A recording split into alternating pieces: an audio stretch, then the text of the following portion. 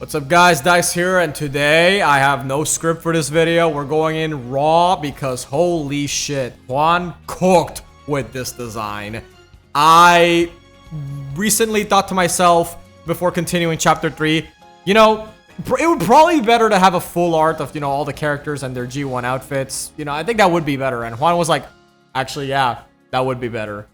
And so here we are with the first up. Design is a Verset dancer. Now, as you can see, just from at a glance, her school uniform is green with some white and red. This is done intentionally to imitate the color scheme of Camarero's jockey silks. Because I always thought to myself, the color of the school uniform, it needs to be something very important for Puerto Rican horse racing. It needs to be something that is very significant, and what could be more significant than Camarero's jockey silks? Probably the most iconic Puerto Rican racehorse, the one with the highest win rate.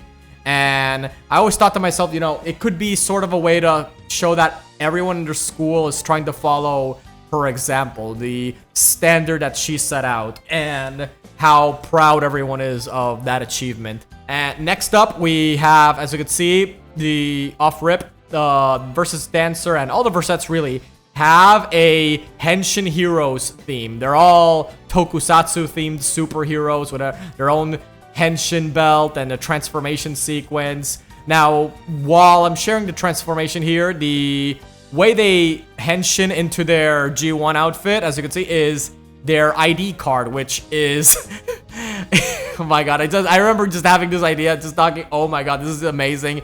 It's a betting ticket. As you can see, I'm gonna try to close it up here in the video when I put it up, but yeah, it's hard to see exactly because her finger is in the way, but what the exact words that are shown on Verset dancer's ID card are a prayer to lead beyond the finish line. And all the Versets have their own unique little line like that, something that I feel needs to signify what is their utmost wish and what really defines them as a character. I thought to myself that Verset dancer is the one who has to, lead, not just, one, because she's a front runner, so she's always going to be in the lead, and secondly, because as the pseudo leader of the Versets, she has to be the one who sets the standard for all of them, someone who the rest look up to and follow her example, and that is an immense amount of pressure for her. She has to always be seen as this absolute model Umádromo, the perfect idol of the school, of course. Another little thing I wrote as a detail